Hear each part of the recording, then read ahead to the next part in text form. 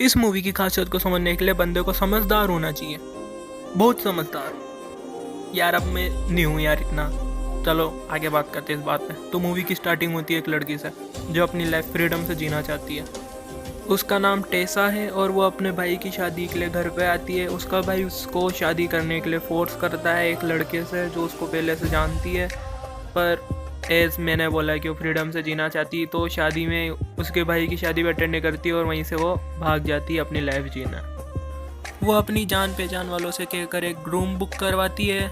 वो देखती है कि रूम की हालत बहुत ख़राब है, उसमें पहले से ही बहुत सारा इधर उधर का सामान पड़ा हुआ है। तो वो कंप्लेंट करती है जिससे उसने रूम बुक कराया। तो वो बोलता है कि रूमा ये सामान उसका है जो वो पहले यहाँ पे रहता था, वो कब आगे नहीं लेने कोई आइडिया नहीं है। फिर इसको उस रूम में एक होममेड कॉमिक मिलती है जो उस पुराने बंदे ने कभी बनाई होगी जो यहाँ पहले रहता था इस रूम में। एक्चुअली वो एक रियल इंसिडेंट रहता उस बंदे की लाइफ का जो वो कॉमिक में बना था।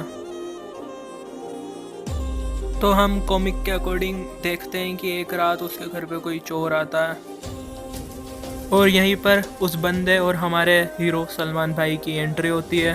स्वागत तो करो हमारा। आई मीन डेकलर सलमान, तो कंफ्यूज मत होना। हमारे सलमान भाई चोर को पकड़ लेते हैं डरा धमका के, लेकिन वो उसको मारने की जगह अपने पास बिठा के दारू वारू खाना वाना खिलाते हैं और उल्टा वो चोर से बोलते हैं कि मैं भी तुम्हारे साथ चोरी करने चलूँगा। और वो दोनों हंसते खिलते चले जाते हैं और हम यही साथ ही देखते हैं कि हमारे सलमान भाई का जो कैरेक्टर है वो एकदम मस्ती से भरा हुआ, उनमें पॉजिटिविटी की खतरनाक झलक देखने को मिलती है।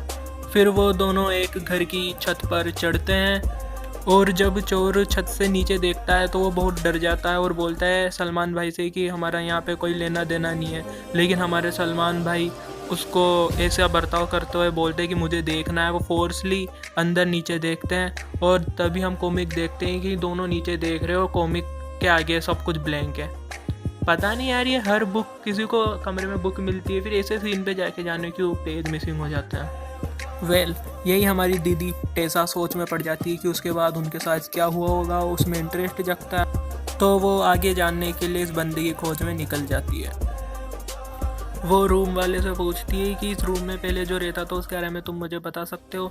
तो वो आदमी बोलता वो बहुत शानदार कलाकार है, वो बहुत सकारात्मक सोच से भरा हुआ है, उसके जैसा आदमी मैंने आज तक नहीं देखा, वो सबसे हिल मिल के रहता है।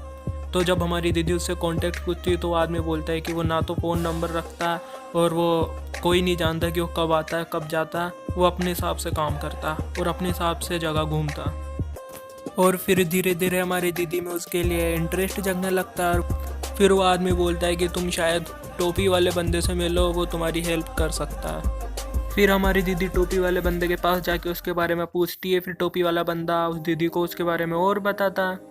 वो दीदी को एक अखबार देता है और जब हमारी दीदी अखबार को आगे पढ़ती है तो हमें जानने को मिलता है कि चार्ली भैया इस दुनिया में अब नहीं रहे। लेकिन थोड़ी देर बाद हमारे टोपी वाले भैया बोलते हैं कि वो इस दुनिया में है, लेकिन उन्होंने खुद ने ही छापा है कि वो मर चुके हैं।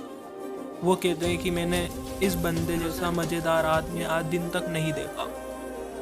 ये खुद अपने मरने की खबर इसके बर्थडे के दिन अखबार में छापता है। ये फुल ऑफ एंजॉयमेंट से भरा हुआ है, इसका अपना अलग ही ढंग है। फिर वो टोपी वाला बंदा हमारी दीदी को आगे बताता है कि तुमसे पहले बहुत सारे लोग यहाँ पे उसकी खोज में आए, कोई उसे मारने को आता था तो कोई तुम्हारी तरह खोज में आता था, लेकिन ये पहली बार है जब कोई लड़की उसकी खोज में आई है।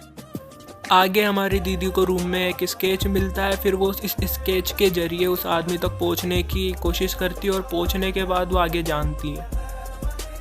ये स्केच वाला आदमी हमारी दीदी को बताता है कि वो बंदा एकदम पागल था लेकिन दिल का एकदम साफ था।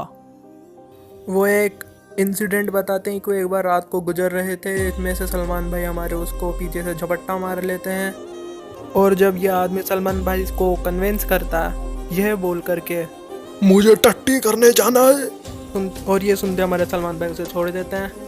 हम यहाँ एक औरत से इंट्रोड्यूस होते हैं जिसका नाम है मेरी, जो मरमेड देखना चाहती है। अब जिन लोगों को नहीं पता मरमेड क्या है तो मैं उनको बता दूं कि मरमेड मतलब जलपरी होता है और हमारे सलमान भाई उनकी ये इच्छा पूरी करवाना चाहते हैं। और इसीलिए हमारे स्केच भैया हमारे सलमान भैया को रोकते हैं कि मरमेर तो रियल लाइफ में एग्जिस्ट ही नहीं करती, फिर तुम कैसे बताओगे। फिर हमारे चार्ली भैया, हाँ चार्ली भैया सही रहेगा सलमान भैया कहने के बजाय, तो हमारे चार्ली भैया हमारे स्केच भैया को समझाते हैं कि अगर तुम्हारी बेटी तुमसे स्टार मांगे तो तुम स्टार नहीं दोगे, तुम उसे खुला आसमां रात को दिखाओगे और उससे बोलोगे कि यही स्टार है, तो बस फीलिंग्स रखो, सब सही हो जाएगा। फिर वो तीनों वहाँ से एक बोट पर निकलते हैं।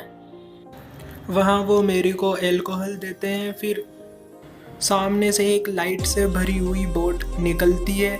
मेरी को धुंधला सा दिखता है क्योंकि उसने एल्कोहल पी हुई रहती है, तो मेरी सोचती है कि यही मरमेड है और वो अपनी ख्वाहिश पूरी कर लेती है। और इतने में 12 बज जाती है और चार्ली मेरी को बर्थडे विश करता है। मेरी खुशी के आंसू से रोने लगती है और गाना आता है, सेलिब्रेट करते हैं। इतने में चार्ली भैया स्केच भैया को बताते हैं कि ये जो मेरी है इनकी शादी बहुत पहले हो चुकी थी और इनका जो हस्बैंड था इनको बेच करके पैसे कमाया करता था, और इन्होंने अभी मेरी का ब्लड टेस्ट कराया तो उसमें पता चला कि मेरी को एक बहुत बड़ी डिजीज़ है और उसका नाम है एड्स। इतने में उन दोनों को पता चलता है कि मेरी बोट पर से गायब है, वो नीचे गिर चुकी है। हमारे स्केच भैया बताते हैं कि उन्होंने उसी दिन चार्ली भैया को देखा था, वो उस दिन खूब रोए थे, फिर उन्होंने उसके बाद उन्हें नहीं देखा। गाइस कमेंट में ज़रूर बताना कहानी कैसी लग रही है। मैं इस वीडियो को यहीं ख़त्म कर रहा हूँ, so that I will make part 2 of course. So comment में ज़रूर बताना, कमेंट नहीं करोगे तो मैं वीडियो नहीं बनाऊँगा अगली। बस बाय।